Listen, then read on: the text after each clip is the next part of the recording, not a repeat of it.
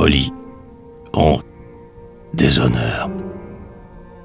Voilà, vous qui passez, quand les cieux se font sombres, près de mon noir logis, là-bas, dans les décombres, jeunes hommes, voués aux douleurs de l'affront, arrêtez-y vos pas.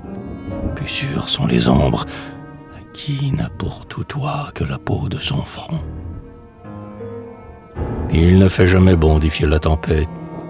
Elle gronde, écoutez, c'est comme un chant de fête échevelée, où la voix du tambour absorbe son joyeux, sistre, harpe, trompette, soupir, bruissement de longs baisers d'amour.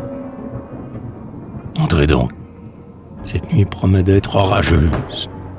Voyez, son dôme gris se sillonne, se creuse, sous le carreau blafard de la foudre en courroux. Entrez, mon seuil est noir, et sa forme hideuse, comme un manteau de fer, vous protégera tous. J'ai pour vous délasser des regards de la haine, des filles aux doux yeux, à la lèvre sereine. Leurs corps sont blancs et purs, et sous leurs blonds cheveux, coulant en mèches d'or, sur des seins de sirènes, elles laissent glisser un bras aventureux.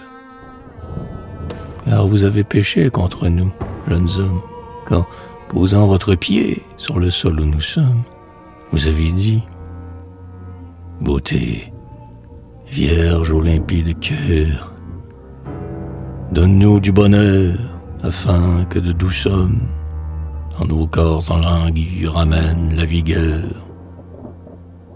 Et vous avez puisé dans l'urne du délire, et des baisers de feu, navrants comme un martyr, des stigmates honteux soudain vous ont couvert, car ces lèvres de marbre où courait le sourire étaient, n'en doutez pas, pleines de sucs amers.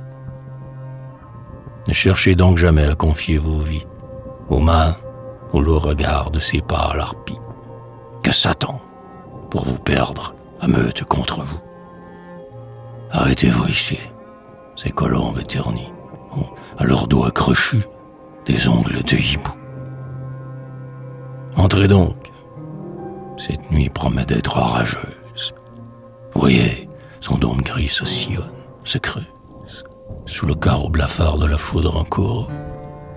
Entrez, mon seuil est noir, et sa forme hideuse, comme un manteau de fer, vous protégera tous.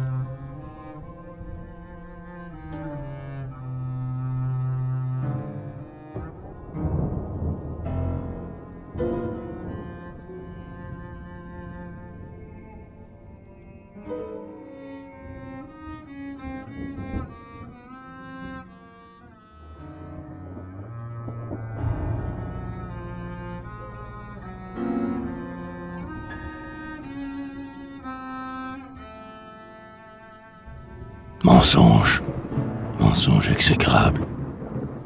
Celui qui leur parlait ainsi, sur une face abominable, portait le sceau d'un long souci.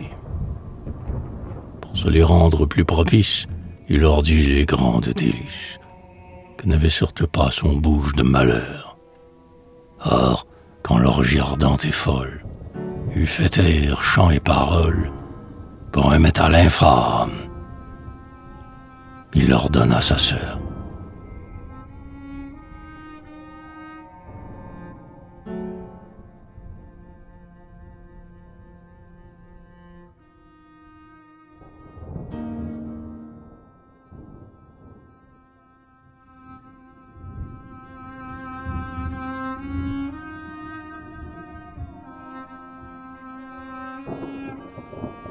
Sans cœur, sans âme, hébété par le crime, homme maudit, quand vint l'aube du jour, d'un pied furtif, ils quittèrent l'abîme, où les jetait un monstrueux amour. L'or leur manquait, leur face était pâle, il leur fallait pourtant de l'or, des voluptés. Ils durent mendier, leurs prières brutales ne calmèrent en rien leurs désirs effrontés. Leur poignard leur restait, c'était une ressource. Eh bien, se dirent-ils, arrêtons dans leur course le pèlerin tardif ou l'obscur voyageur. Traquons-les dans la nuit, lors d'une riche bourse, tombant entre nos mains, nous portera bonheur.